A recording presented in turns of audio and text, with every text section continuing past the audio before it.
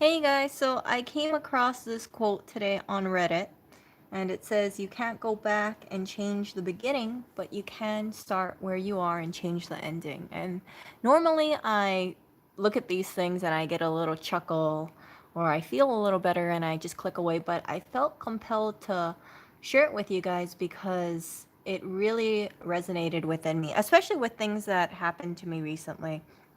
So, on a personal level, I had a situation where I regretted a little making some choices. For my stock portfolio, I purchased some SPY puts last month when the stock market was crashing, and I was thinking to myself, okay, logically, Erica, if people are losing their jobs and there's a shutdown, the stock market will just go lower and lower and lower. If there's a cure, it will take at least a year for it to be produced or, yeah, be released or be produced. And I figured, okay, I'll just have a 1 month put out and see how that goes. Well, I did not expect the government to inject $1.5 trillion into the stock market. And neither do I think other people who bought SPY puts as well. I looked at my own stock portfolio and I put a small percentage into SPY puts, but I saw it go to absolute zero, almost like 99.5% loss, and it expires in 2 days. I do not think that the stock market will do a 180 in 2 days. I really don't. So this is something that I saw on Reddit today. You see, this one person bought SPY puts, and they were also assuming, hey, the stock market would go lower. Look at that. That's wow. That's kind of low. But they lost $60,000, 92%. It expires on April 24th. I don't think they're going to get a huge majority of that money back at all. Yeah. But I was also looking online, and so many people have similar stories, and some people put a substantial amount of money or even their life savings into SPY puts. I don't understand why they would do that except for greed. It's a very risky bet, and I knew that, but logically speaking, I thought, well, I don't see things changing around dramatically in 1 month. And that's why I did what I did. And I felt so embarrassed looking at my stock portfolio because the first thing I see in my stock portfolio when I open it up is my puts. And just seeing like negative 99.5% loss, it's very disheartening. And it's been bothering me all week. And it's it's really another thing to me because while I'm seeing these losses for my SPY puts, I see my portfolio and my portfolio is shooting up, which I should be happy about, but I completely disregard it because I see the losses. And by the way, this is not my stock portfolio. I just want to say that in case any of my family members are looking at this, this is not my stock portfolio. This I did not purchase these SPY puts. Um, but I see these losses and it makes me focus on the losses rather than the gains. And part of me is a little embarrassed about it because in that moment, I like I said, I miscalculated, but when I run it over through my head over and over and over, I don't I don't see where I really made a misjudgment in the timeline. Right now, we have millions of Americans unemployed. Businesses are still closed. There's no cure. Most of us are all, not shopping around except online shopping. And yeah, I don't see I, how the market could be so strong, but I can only assume from what I'm seeing that the market is separate from the economy, at least right now. Yeah. or at least for my stock portfolio. It's I look at everything and I'm like, wow, everything's just roaring back. I don't know if things are going to be coming, if things are going to crash down. I'm kind of curious to see what happens when the next jobs reports comes out, and I expect it to be pretty bad. Because if businesses are not getting their EIDL grants or their PPP loans, and they have to close, right? They're gonna have to let go more employees, and it just taxes the government, and it really puts a strain on American families. And I'm only talking about American families because I'm in the US right now. I'm in New York, as you guys probably know. So, yeah, yeah. It's gonna come back, yeah. So my game plan, which I had an idea, okay? So I was looking at the stocks, and I thought to myself, I should buy a stock right now, but I don't know how low it would go. And I was apprehensive because this this situation that's going on, it's unprecedented, right? I don't know if this is going to just be a temporary thing. I can't recall any time in my lifetime where all these businesses and all these places had to close down. Like parks are supposed to be closed down right now, but you don't want people walking outside. And I just gauged it off that. And that's what made me a little scared of investing more into these companies. But my thinking is now the government will do everything that they can to prevent the stock markets from crashing. I think part of it's political, and I think the other part of it is that it just would be terrible for the markets to just go on a free fall because all these businesses are shutting their doors, and yeah. So that's my think about that. But the other reason why I share this with you guys is I know during quarantine there's going to be people who are thinking about choices that they've made, or if if they made different decisions, would it have been different, right? Would it have been better for them than to be in possibly a predicament that they are now? And I'm not just talking financially, I'm talking about other aspects in life too. When I notice, like, when there's quiet times, that's when the mind really seems to go back into the past and think about things that we've done. And people can get depressed about it. And I want people to remember that although we can't change what happened, or what happened in the past, what we can do is just refocus, recalibrate, and change our actions in the future. In the future, for me personally, regarding my stock portfolio, I will never buy another option again. You could say this is fear based, but I don't trust the markets anymore for options. I will buy stocks if there is a dip. Right now, I feel like it's a false rally. That's just my thoughts. I think things are going to tumble down a bit.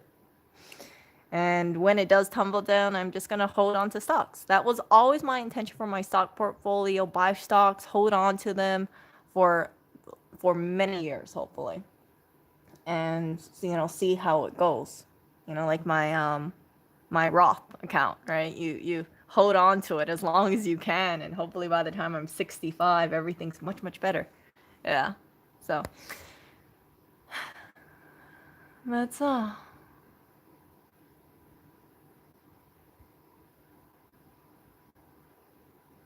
Cash out now, buy all the scratchies you can. No, no. I feel like it would be just like me throwing my money out the window with my puts. I should have not bet against the market on a small timeline like that. Some people who are buying puts, they have them out. They have it dated out to uh, May, June, July. I don't feel comfortable doing that anymore. If there is a crash, I'm just gonna buy stock and hold on to it.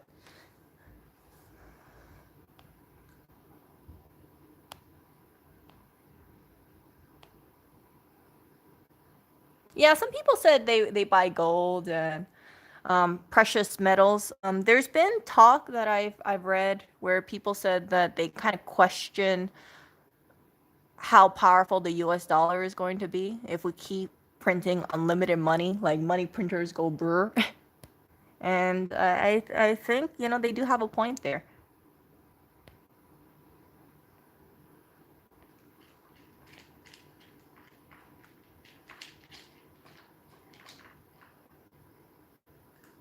Disney, all the parks are closed down, right? I heard they're making a lot of money off of Disney Plus, which kind of boggles my mind. And maybe it's because I've seen the commercials of it on YouTube, and it just seems like it's Disney movies. Thinking like, really, how much movies do they have?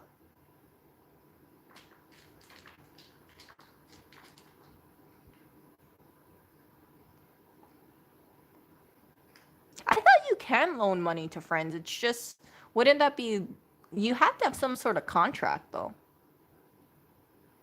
I don't know how enforceable a verbal contract is, but if you have like a text message, such as, "Hey, okay, I'll loan you $200 and pay me back next month on the 5th." I think that could be enforceable.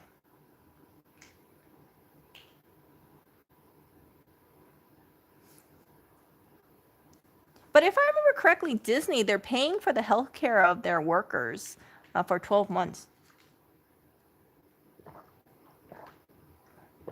I really want to visit Disney World. You can lend money to friends, but I wouldn't lend more than $100. You know what my personal experience with lending money to friends is? I never lend money to friends because personal experience has told me if you give money to a person, expect that you'll never see it back. I knew a person that, and I no longer talk to them, but it's not because I don't want to talk to them. It's just because they changed as a person, so they don't want to talk to me as well. But what happened was is that they were in a lot of credit card debt, and I remember their family member paid off their credit card debt, and it was over $20,000 in credit card debt. They were living at home, and they had all this credit debt mostly from college, and they weren't in a high paying job. They were under a lot of stress, so their family member helped them out and paid off their credit card debt. Now when this family member wanted to get payment back for paying off their debt, they they were saying things like, "Oh yeah, that family member, they don't need the money much as I do, so I don't want to pay them back." Even when their friends lent that person money and confronted them, like, "Hey, you've been avoiding me. I need back that, X amount of money that I loaned you." That person would tell them, "Ha ha ha, I don't have any money. I have like $2 in my bank account." And they were out eating at a restaurant. I just think it's like such crappy treatment of people. And sometimes, like, money is such a touchy subject with people. If you loan out money to people and you ask for it back, I find that it can cause resentment because it's like, well, you gave me that money and I need money more than you. So yeah, I don't like you because you're asking back for the money.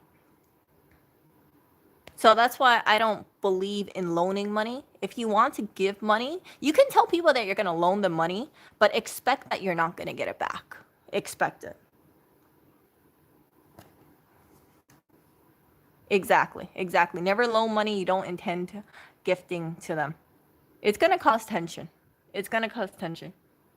And I'm not saying for all cases, but for a lot of cases that I've seen and heard about, it has caused tension. And I think it's really sad because people loan money to other people. And if they're not charging interest, right? They're doing it because they want to help out someone. So they're saying, "Hey, I know you're having a tough time. Here's like $100. Help yourself, and then after you're in a better place, pay me back."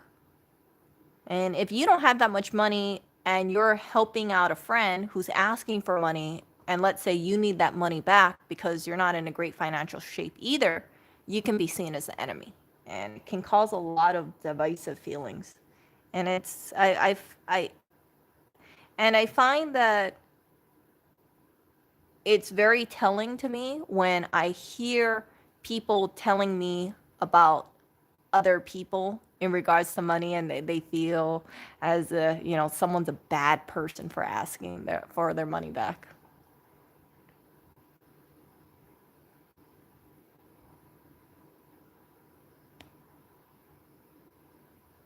Mm,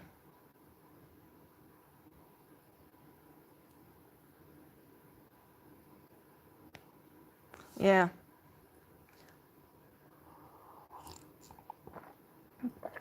I don't understand it, to be very honest with you. Sometimes, like, maybe it's because I had that experience mostly with that one single person, or actually no, I had a few people in my life like that, but that one single person was the worst, where if you loan them money and you ask for it back, you're seen as, a not, you're seen as like a selfish person or a prick. It's like you're asking for your money back. Like, I need that money more than you. It's just like, it's the wrong kind of thinking. And to share something a little personal, that person is no longer in my life because they feel like they've gone off to much greener pastures, and they've turned their back against all their friends and basically all their family. Um, it's really sad, and I find that I knew them for over 5 years, and I didn't realize that they were so manipulative, and they will always play the victim. That's the other thing too. I think that if, and I know I'm going off on a tangent here, but I think if someone is manipulative or is, throwing shade to others, those same people who have helped them out, it raises red flags to me. And that's why I try to be very careful about who I associate with. I had a professor back in college, and he had told me, he said, Erica, you need to watch out with who you hang out with, because if you stand too close to crap, you're going to start stinking. And I never forgot that. I never forgot that at all. And I think sometimes if you have these people who don't have good traits in them, I'm not saying that they're bad people. I'm saying that they don't have good traits, or they try to take advantage of other people. Those are not people I want to have in my life, because I don't feel like I can trust them. Yeah, I went to college. I got 3 degrees, believe it or not. I got 3 degrees. I have a marketing degree, I have an English degree, and I have an international business degree. It's kind of, I know some people are really surprised about that. I wanted to get into marketing originally after I got out of college. I interviewed for a few firms, but the firms in Hawaii are so small. Okay, they are so small, and it from what I took from it, it's like you always have to network, network, network, network. And you can kind of tell I'm not a big networker. I'm a social person, but I'm not like, I don't feel comfortable introducing myself to all these people. Like, hey, this is what I do, and blah blah blah. I think we should collaborate. Yeah, I'm not that kind of person at all. I was talking to this one woman. She was like a motherly figure, and I remember she was in marketing for a number of years, and she took me aside one day and she said, Erica, I just want to tell you that if you want to be successful in this business, I find that the most successful women or the most successful people are the people who are single and childless. And I took that to heart. She said she had told me that her career really took a huge hit when she decided to settle down and have kids. And that was the last time I ever pursued marketing because of that. And I don't think she intended, maybe she didn't intend it for it to come that way, but I thought to myself, here's a woman and she's a professional, and she's giving me this advice, and she's potentially saving me years from my life from that. And I thanked her, and I knew when she told me that, I knew instantly I will not be working for a marketing firm after that, not in Hawaii at least. And I don't regret that decision. A lot of people that I saw in the marketing in Hawaii, they were just one of those, how do I say it? They're very social and very, like I said, all about networking and going to parties and spreading their name. I'm not like that at all. I, and I think that's probably one of the reasons, maybe why I didn't do so well in my interviews, because it's easier to get in, I feel like, when you hang around the same circles, right? Or if it's like, oh yeah, I know this person from an event and this person hooked me up. It's like, no, I don't, I don't like that kind of stuff. It just, it just isn't me.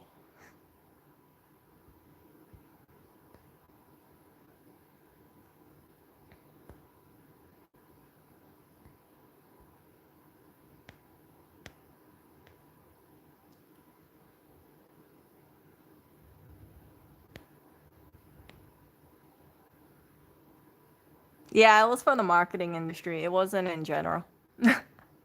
No, I know it's, I know people are able to have that balance and have that kind of career where they have both. But for me to hear that from a woman who spent, I think it was something like 15, 20 years in the industry, and for her to tell me that, and it's not because she, she didn't, she was malicious or anything. You could tell, like, based on speaking to her, she was just very open and very candid.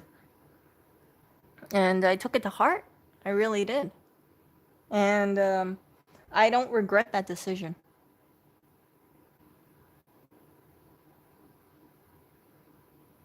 I've met marketing people, there are slime bags who are just good at lying and conning people.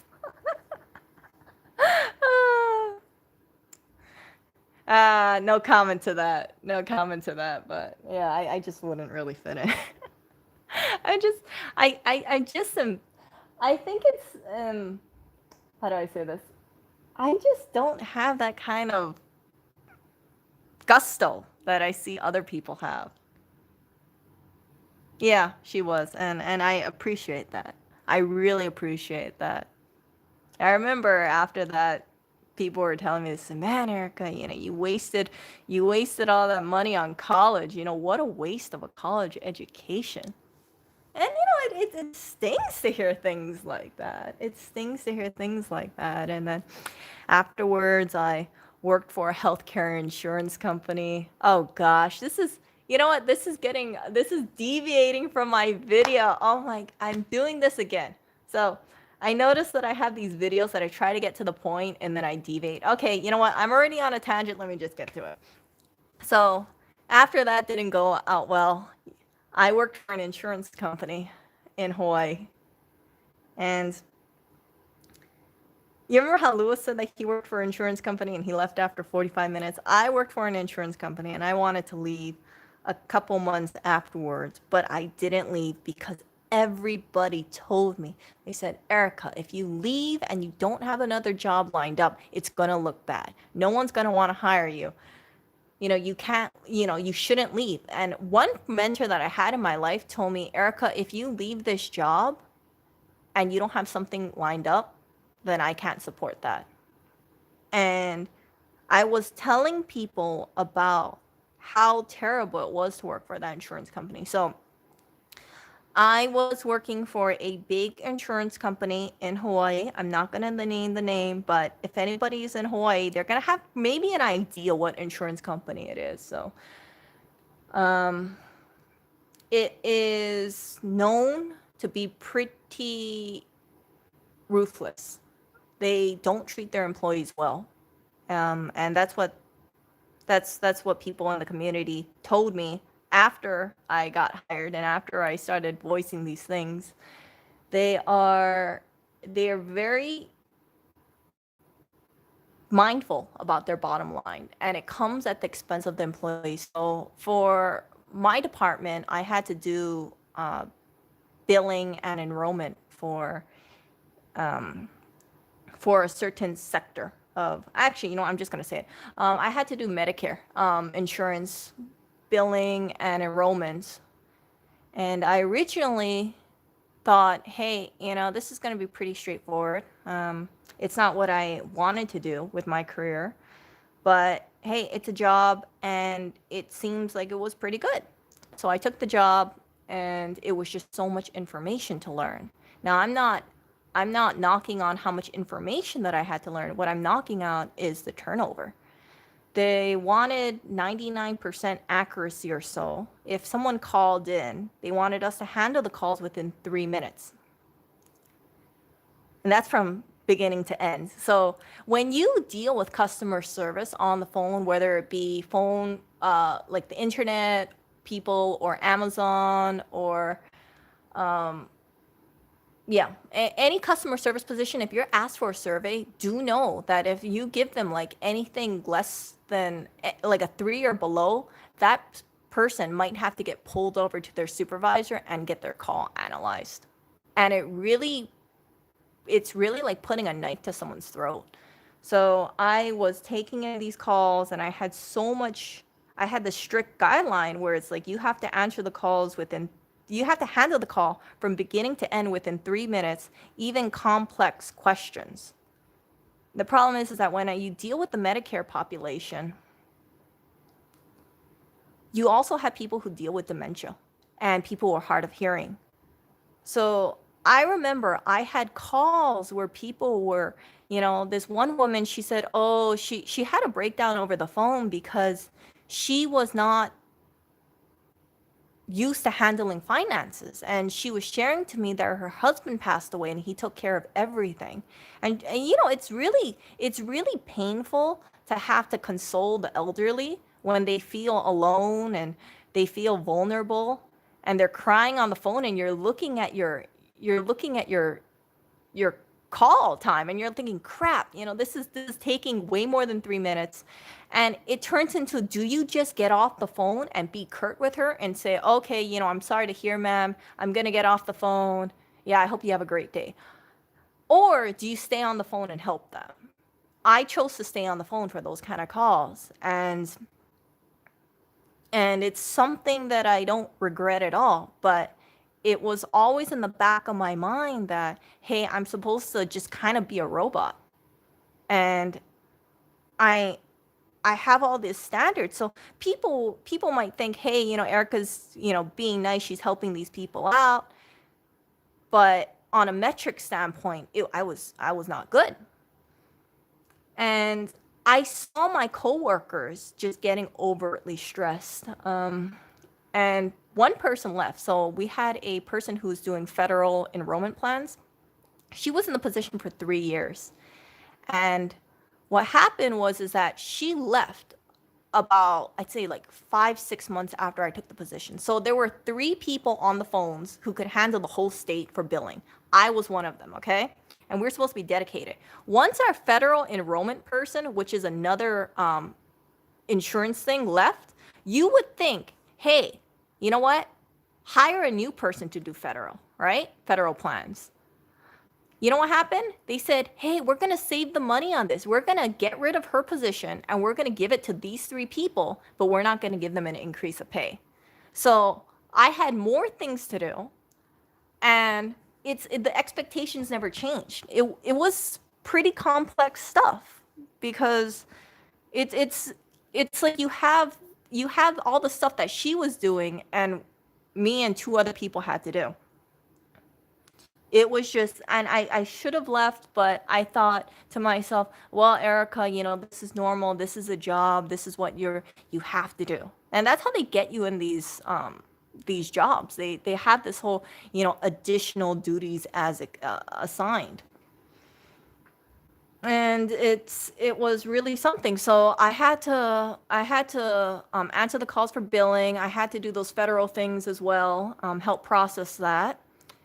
And I also had to listen to this, collections. Yes, I had to do collection calls and do letters and mail them out. And you can imagine how it is to be doing collections calls while you're also expected to do incoming calls as well. So I would be calling up these people, telling them, hey, you owe 3 months of premiums, let's say $180, and if you don't pay by this date, we're going to disenroll you. And I've had people tell me, I can't pay that money.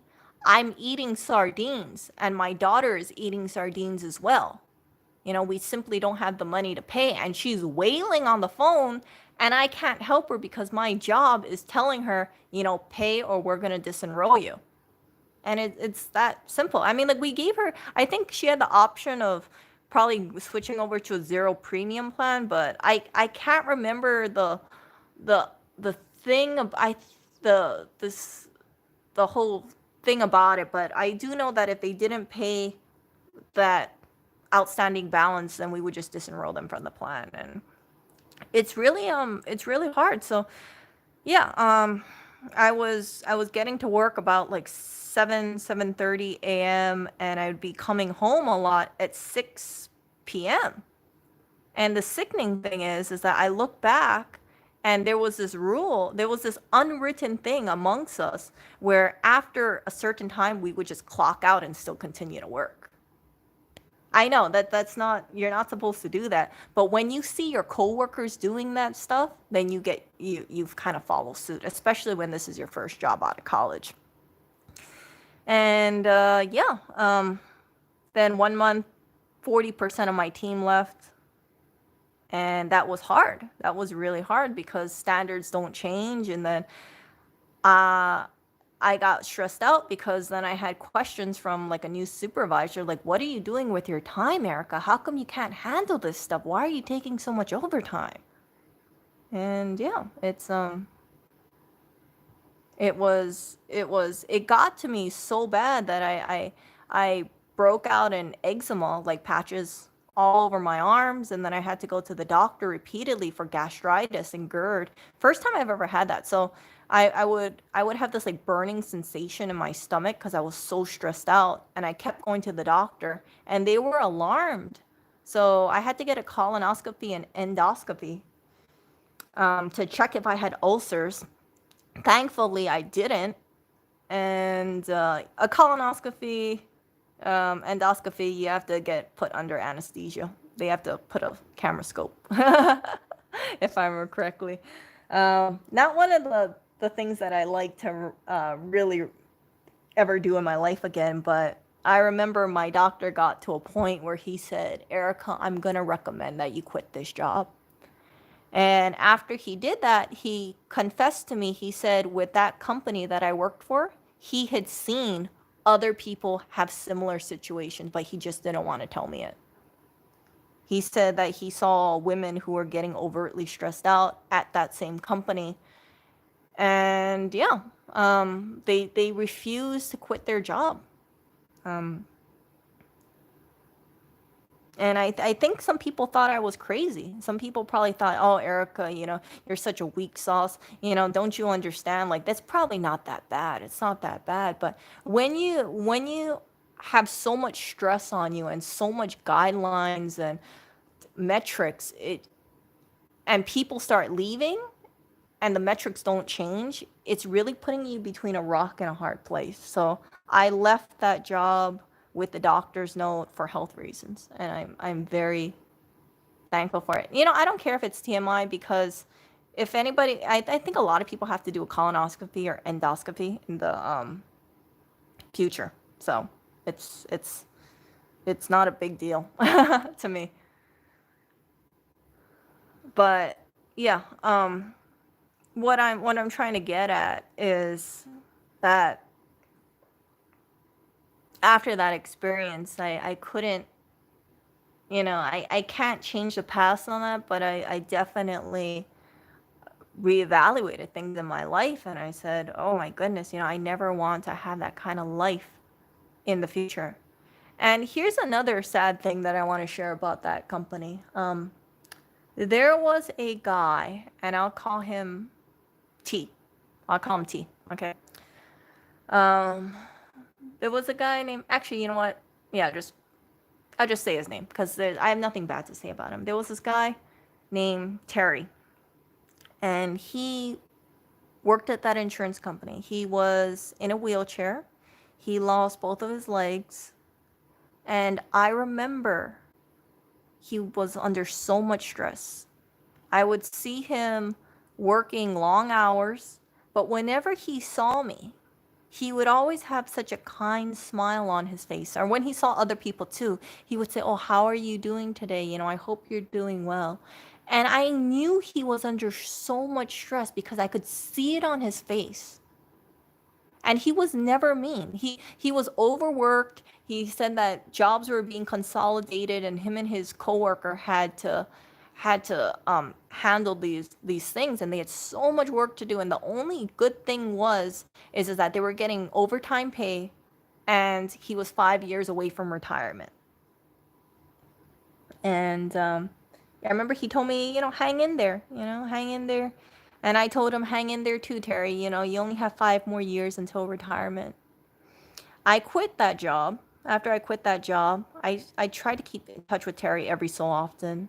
I didn't have his phone number, so I sent him an email, or I actually no, I had his work phone number. So I'd call him up after hours and just have a few minute conversation with him, ask him how he's doing and things like that. And I remember that around Christmas time one year, I I told him, I said, "Hey, Terry, I made some lilikoi bars. That's passion fruit, by the way. I made some lilikoi bars. I like to drop them off." And he said, "Yeah, sure. Give me a call when you drop them off. I love to see you," and things like that. Terry was about in his, I think, like early 60s or so. So he was kind of like a grandfatherly like figure. Very, very nice man, very sweet.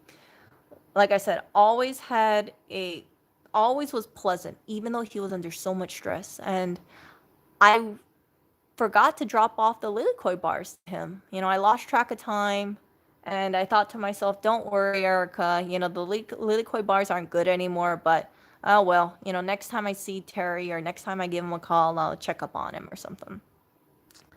Then one day I was around the area of the insurance company, and I saw his partner, Denise. And I said, "Hey, Denise, how are you doing?" She says, "Good." I said, "Oh, how's Terry?" She said, "Oh, Erica, Terry passed away." And I said, "Well, what do you mean?" And she said that he had complications, and he ended up going blind, and forced retirement. And after a while, he just passed away.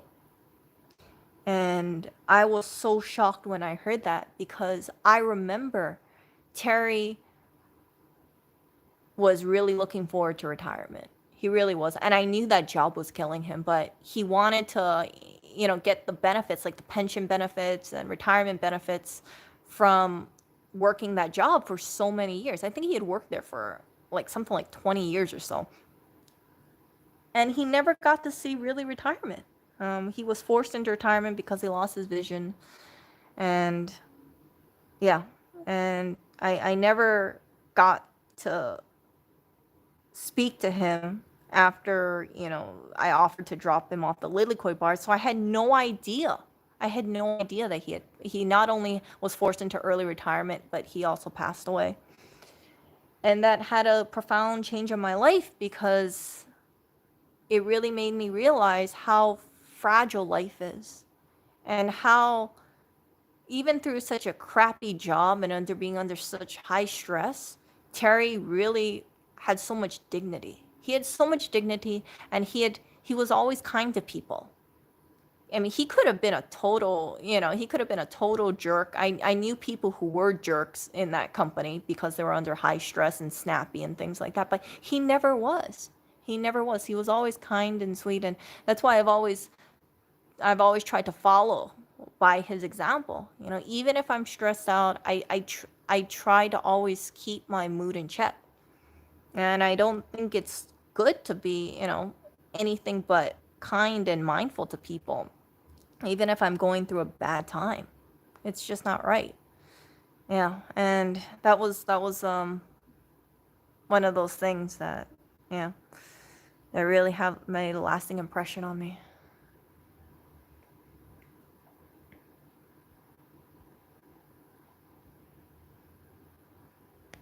So yeah, like I said, Terry never got to see retirement. Really, he was forced into it. I really believe that job killed him. I really believe that. I really believe that. And I'll never forget him. I will never forget him. Never. Yeah. Here's another interesting story from my insurance days, though. There was a person. I'm not going to say her name for sure. I'm nothing really that good to say about her. There was a person that I used to work with directly. She was my coworker, my direct coworker. One of the three people who worked with me, and she was from New York. I remember she was very well spoken. I mean, this chick's typed faster than me. She was more polished than me. She was more well spoken than me. She got along with people much better than I did. And I think the reason being is that she had like laser sharp focus. You know how like Lewis is and how he's like super focused on things? Like he's like a he's just hyper focused on his things, and that's why he does so well. Well, she was like that too. She was like one of those women where you just don't mess around with her kind of thing. She's definitely on it. But I remember that was she decided to leave the job one day, from the position. She said she was going to go back to New York. And I remember I thought to myself, oh, okay. I didn't hear the whole conversation. So I thought maybe she was coming back temporarily. Like maybe she was just going to live there for like 4 months and then come back. And I remember she gave me this look like, what the are you talking about, Erica? I'm never coming back here. Now, when I was not feeling so well, I had to take some time off from my job because of my gastritis stuff. That thing was really painful. I would not, if anybody has really bad GERD, like it's no joke. So I remember hearing that someone was going to be filling a position that we had open. Remember, 40% of my team left at one point, right? And we had a lot of turnover. So I heard she was going to come back. I mean, I heard someone was going to come back. And then later on, when I did come back into work, I found out she came back. Or so she was supposed to. This is what happened. So she, for whatever reason, I don't know why, I guess things didn't work out in New York, so she came back to Hawaii. And she wanted her job back at the insurance company. And unsurprisingly, it was open because they were very slow at hiring. And she interviewed, and of course, because she's done the job, she was accepted. They rehired her. My supervisor rehired her. Now, she didn't make it to orientation. Do you know why she didn't make it to orientation?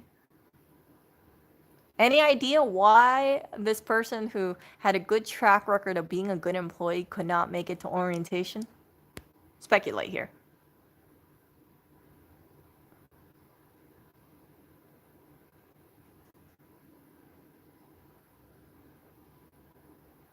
I mean, she was a shoo-in, right? She already accepted the offer. Ooh. So, the day of the orientation, she calls my supervisor up and she tells her she wants more money. Yes, she accepted the offer and she did not want to show up to the orientation unless she got more money. Do you know what my supervisor did? My supervisor rescinded the offer and she got basically blackballed.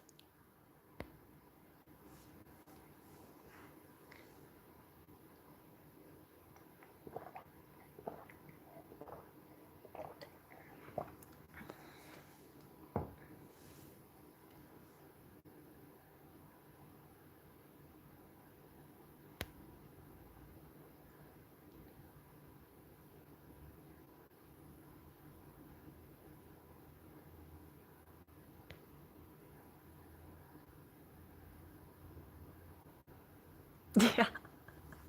I couldn't believe it. I really couldn't believe it. I thought, what kind of audacity does a person like that have? Right? Like, oh my gosh. You you you leave the company. You say you're not coming back. You insinuate like I'm an idiot for saying, "Hey, when are you going to come back?" And then she comes back and she has the nerve to ask for more money after she accepts an offer. Like, "Yes, I will accept your offer of, let's say, $40,000, and then when I come, I will accept your offer of $40,000, and then day of orientation, oh, wait, never mind. I don't want to accept it. I want you to pay me more money." Like, oh gosh.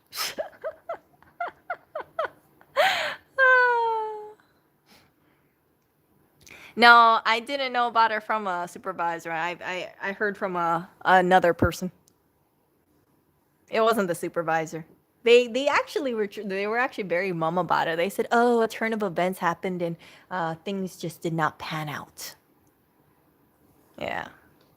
And I remember just laughing about it. I know it's mean and callous of me to say that. It's definitely not graceful of me to say that, but I was thinking to myself, geez, what kind of person? It just does that. Like, is that like some kind of, is that supposed to be some power move, like some kind of gangster move, like accept offer, day of orientation, say pay me more money, or I'm not gonna go and do the job.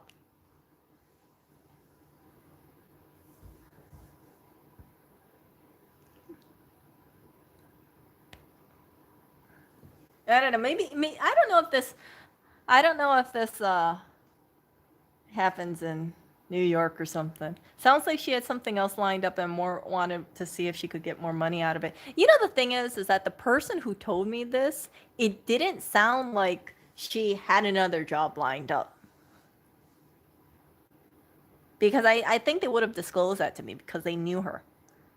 They would have said, yeah, she asked for more money, but it didn't work out because she had another. That was never told to me.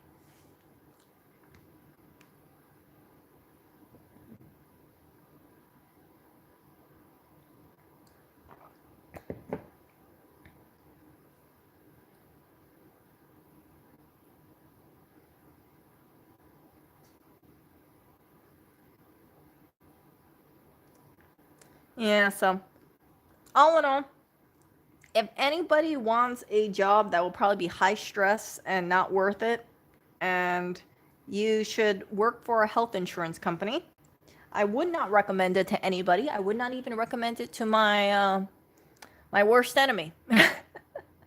I would not recommend it to my worst enemy because I find that in the front of, I mean, as a customer side, like it could seem great. Like, hey, everybody sounds so happy over the phone, but the employees are really suffering. I definitely would not take a call center job ever, ever, ever, ever.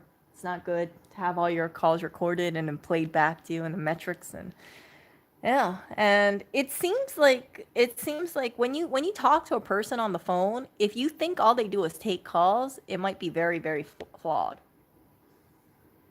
because they're not just answering the phones and doing their nails. They probably also have other stuff that they have to do, like process paperwork, like I did. Yeah, I had to do collections, JP. I shared that. I had to help with like federal enrollments, Medicare enrollments, answering billing questions, collections calls. Yeah, and I didn't get a pay increase for doing more work. That's the other thing too. It was just, Erica, you better be damn thankful that you have a job because, as my supervisor put it, she says, I hired you because I took a chance on you. You were just some college graduate with no medical background. I remember that. I will never ever forget that. And I felt so worthless when I heard that because I thought this is my first boss and my first boss is speaking to me as if I'm a huge idiot. No, this was actually a big insurance company.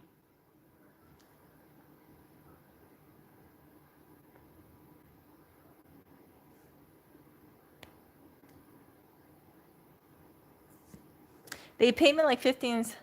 Can't you wait, Max? Couldn't you just pay people $5?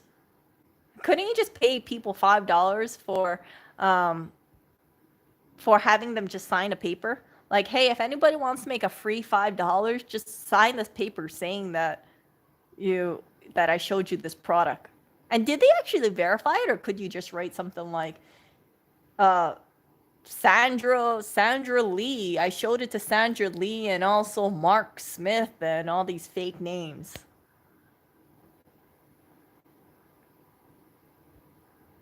No, my boss did tell me that like a couple months after I took the job, and um, the consensus was just stay with the job because you need this job, Erica. You need to protect your resume. If you have a break in your resume, that looks really bad. Nobody will hire you. People will see that as a warning sign. And I took it to heart. You know, if all these people are telling me, you know, preserve the preserve the preserve my resume, then I just thought, okay, I'm gonna have my life dictated by this piece of paper, and I'm scared about having a break.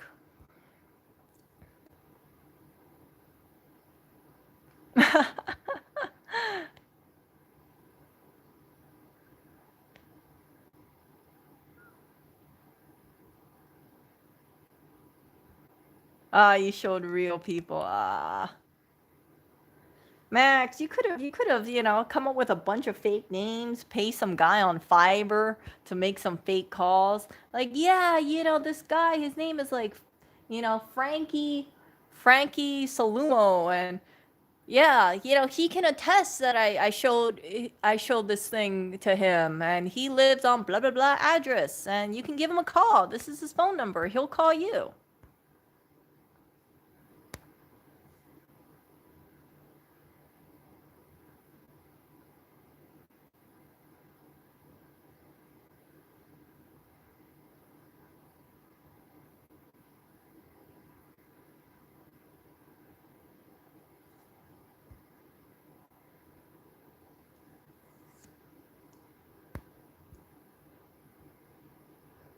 Yeah, I know some people, they have jobs like one person I know, they have a job where it's commission only, and it really sucks.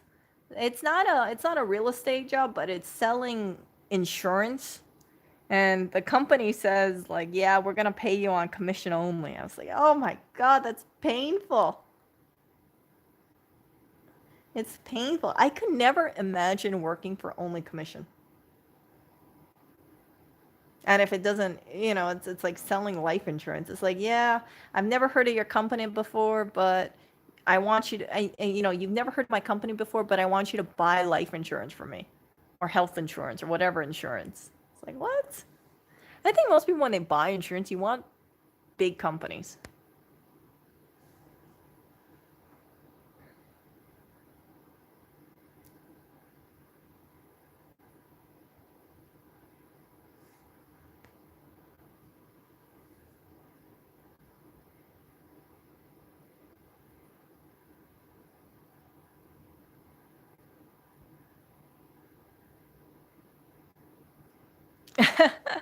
That sort of outbound sales is gonna go away.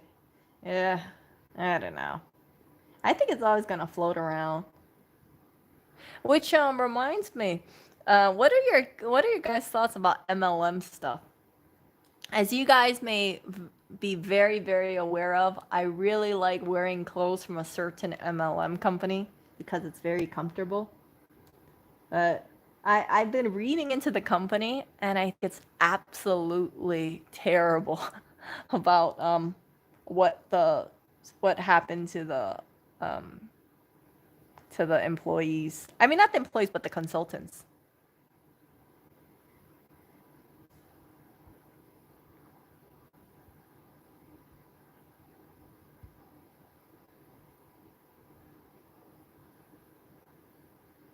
Snack food with Corona sauce.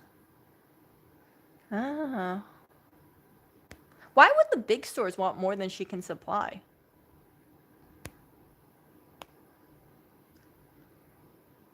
Oh, multi-level marketing.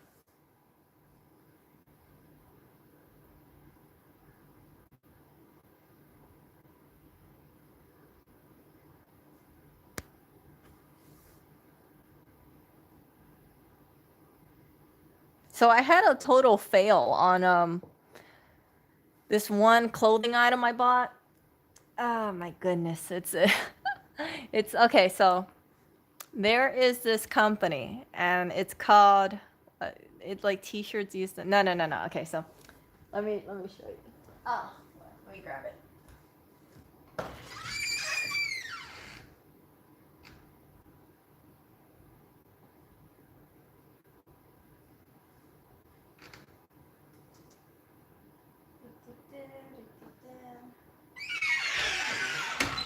So, actually, you know what? I'm going off on a tangent. I'm just going to keep this video on. Screw it.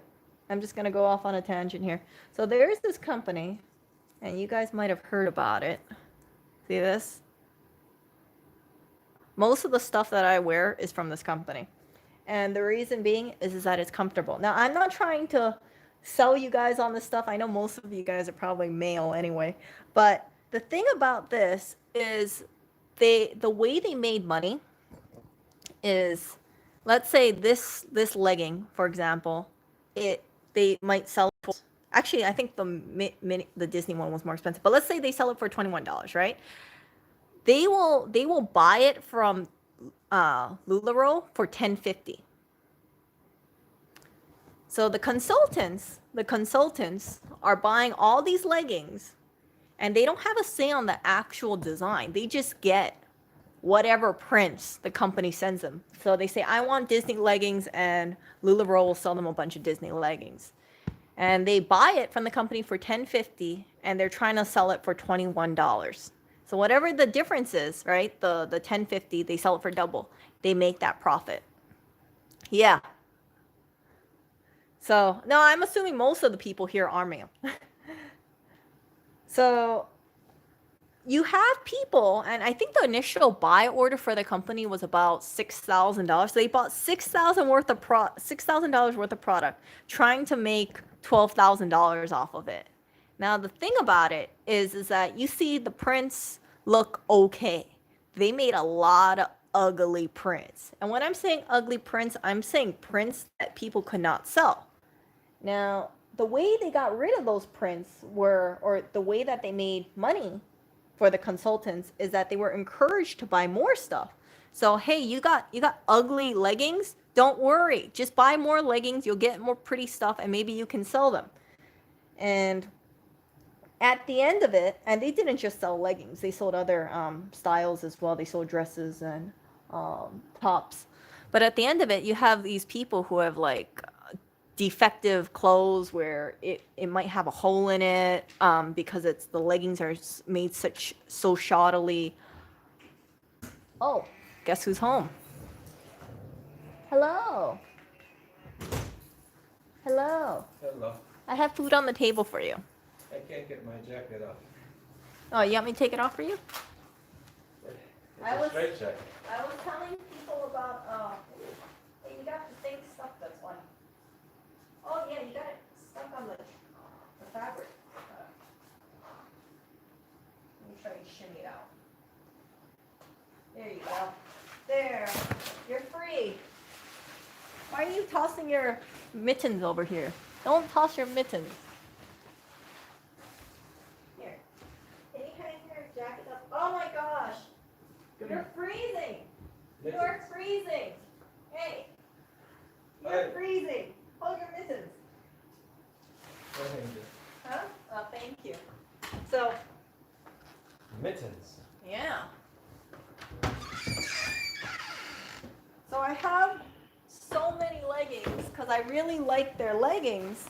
But here's the thing that I do. I do not buy from people who are active consultants. I buy from people who are going out of business or have inventory that they want to get rid of. And I'll show you, I'm going to actually make a video of this because I want to show you guys this. So I'm going to make a separate video of this in a bit because I've actually held off on making this. I wore this dress. I got this dress in. It's a velvet dress. And you can see it's brand new with tags. So I was wearing this around the house and I just wanted to try it on, and I didn't realize that the dye is actually leaking. Yeah. So this dress I think was the consultant I think bought it for $38, and I think the retail was $74 for this dress. Yeah, this is like yeah. Yeah, the retail for this dress was $74. Crazy, crazy. And it's leaking dye. So I was wearing a shirt underneath it, and it actually does dye transfer right on me. Yep.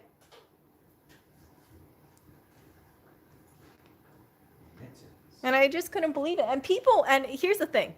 So I read about this kind of issue before where they have dye transfer. There was this one woman. She was sitting on her couch. She wore black leggings, which she had washed previously, right? And it dyed her couch. It dyed her couch. And you know what? She complained to Lularoe and she said, hey, the leggings are leaking dye on it. It's doing dye transfer. And Lularoe called them up after, several calls to them, because when she was returning calls, mysteriously the people that she spoke to were no longer in the office, or they had gone off for the day, even at like 2 p.m. or something like that. Someone finally called her back and said, hey, we looked at the photos and it looks like you sat down in one area too long. Yeah. They said, oh, it looks like you've been sitting down too long. I was like, you've been sitting down too long. It's crazy. So I wanted to make a video with that dress because you can see it's a brand new dress, and just putting it on for a little bit, it leaks dye. I was wearing a shirt underneath it, and the shirt got all black with dye transfer because of that.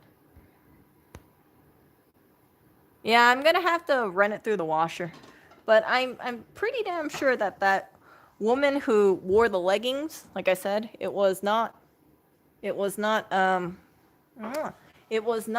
first time wearing it. Yeah, they said she was sitting down too long. Try look at online. It says something like Lularoe fails, I don't know, dye couch leggings or something like that.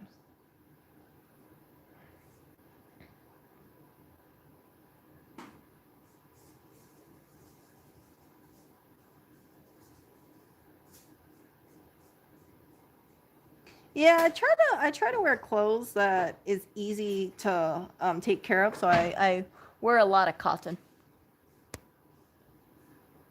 Yeah, buy better stuff from a cheap Chinese shop. It might be better. You know what I like about the brand? Hello, you wanna sit on my computer? Oh, actually, you shouldn't sit on my computer. Move, little one.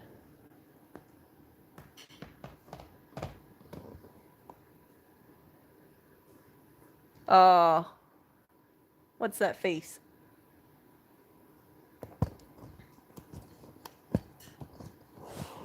Yeah, the thing I really like about Lularoe, and the thing that sold people... Oh, you don't want to be on the couch? Oh, I just set up the camera just for you, little one. I guess you get MacBook again. The thing that I like about Lularoe and the way they sell people on it is you buy one clothing item, and if you like that style, you could buy the same clothing item in the same size, and it should fit you the same. So let's say I buy one top and I'm extra small on that top, right? If I see another pattern I like, I just buy the extra small style of that same style, and it should fit me. So it's pretty idiot proof in that sense. If I like a style, I just wear the same style, just different designs, and it makes shopping so much easier. So I have so much Lularoe clothes. I have like a sweater. I have two different. I think I have like three different kind of tops, and then a bunch of dresses. Yeah, I have like a lot of Lularoe. I got to do a tally of how much Lularoe I have, but it's quite a bit. It's quite a bit, and I'm very happy with my Lularoe pieces. But like I said, I do not buy from people who are active consultants because I think it's a ripoff. If I gain 5 pounds, are you out of clothes? No, I'm not, and I'll tell you why. Oh, hello there. I'll tell you why, because the clothes are stretchy. It's stretchy, so I should be fine. I should be fine because they're stretchy clothes. They're made out of cotton. Yeah. It's weird though, cause some of the clothes I'm an extra small or an extra small.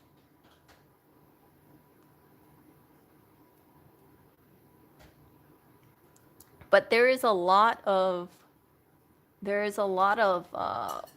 mishandling of certain things that Lularoe did. They had like a surge of items at one point, and they were actually storing it outdoors. Yeah, outdoors without tarp. So some consultants got leggings that were moldy or it got sun bleached, and this was like a few years ago. I really been studying a lot on Lularoe. I think they have like something like $3 billion of profits or something like that they made in 1 year. It's crazy. I don't know who's buying Lularoe either. I don't know. I mean, there's stuff, in my opinion, I really like it, but a lot of their clothes is very overpriced. Like that dress I showed you, that's like a $76 dress or something. And yeah, some of the stuff you look at it, you're like, what? That's like $34?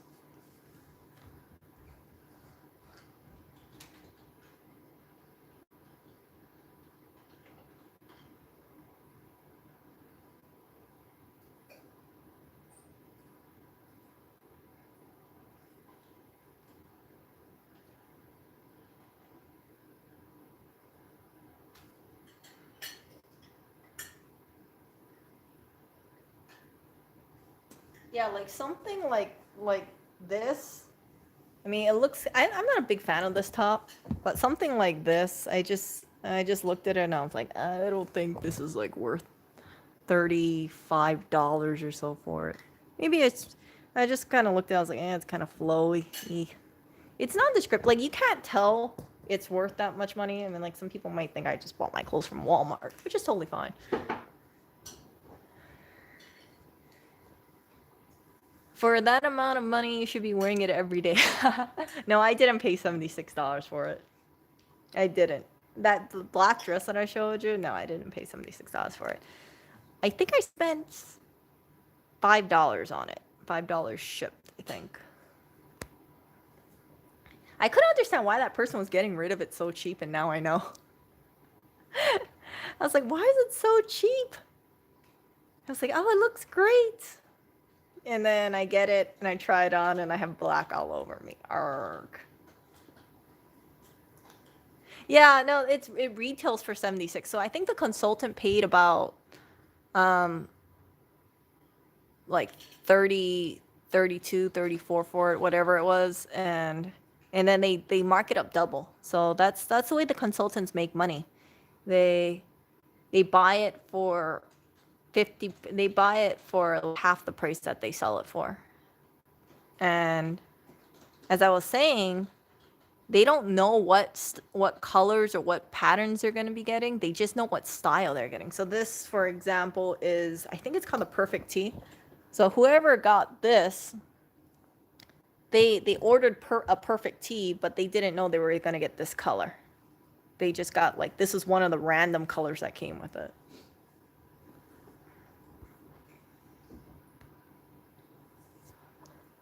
Yeah, I want to make a video on my thoughts about Lularoe afterwards.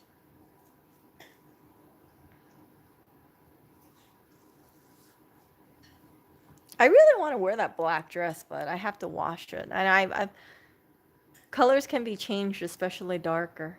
Yeah, you can dye it too.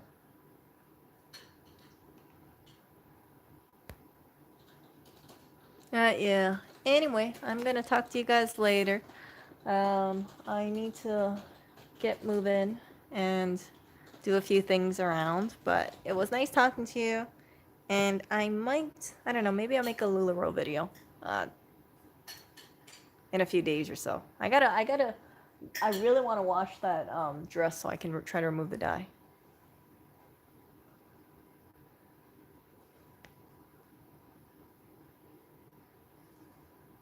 What is it, Jonathan? What were you gonna say about that? Should I change my title?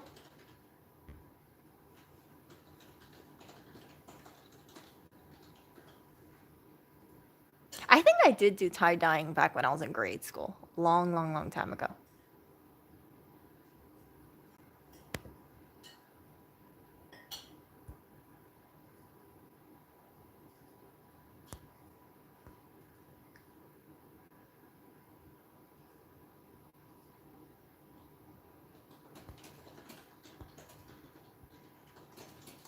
Oh.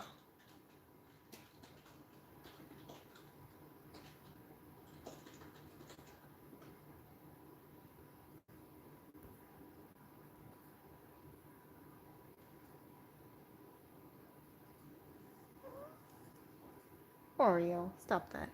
You hear him? Yeah. Well, what I meant is, with that, is you can't allow the past to prevent you from moving on in the future. Sometimes I know it can leave lasting impressions, for certain mistakes that we made or certain choices, but don't. Oh my goodness, this cat. I'm gonna take a video of this cat. Look at this cat. What? What is it? This guy's such an attention hog. He really is. Don't allow your choices in life to really stop you from flourishing in the future. Make the best of things, right? Always move forward, don't move back. I'm interrupting his... He doesn't want to go back. Oriole, do you not want to go back? Huh? Do you not want to go back? I guess not. Oh! Look at that chunky boy. Look at that chunky boy. I think he's gonna go over there. Who knows? Who knows?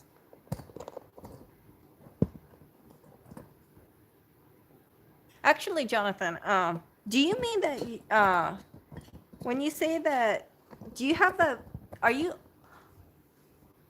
when you're saying that you're paralyzed too, do you mean that you have the, are you actually paralyzed? Are you in a wheelchair?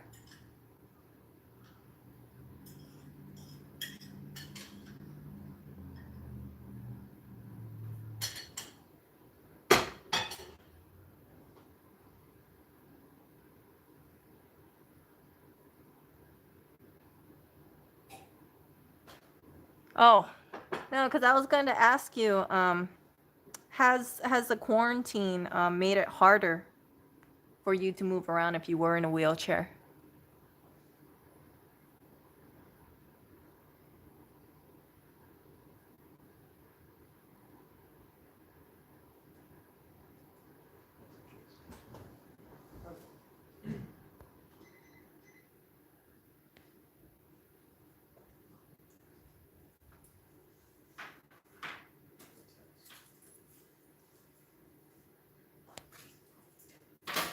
Yeah, I just meant like don't let it stop you from moving forward in your life.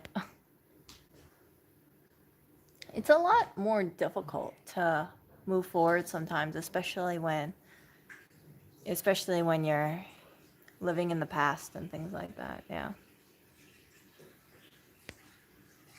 So that's why I wanted to share it with you guys, because I figured I've had my stock portfolio mistakes, or not mistakes, but learning experience affect my quality of life in the last week. And I know it's just the money's going to go right out the window. It's going to expire worthless, but that's okay.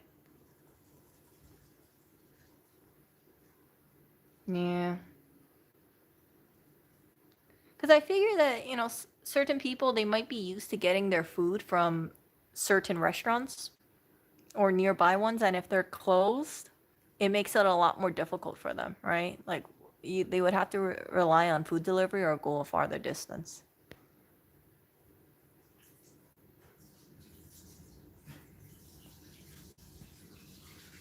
or wait in lines. Like even when I was at Home Depot, I think I recorded a live stream on that. The lines on that was I had to like, wait outside, maintaining social distancing. And I can't imagine, you know, how much more stressful it could be for a person with a physical disability. You know, if they have like a hard time walking, like they would have to stand in a certain area for a long time, maybe in the rain, just because stores aren't letting them in so easily.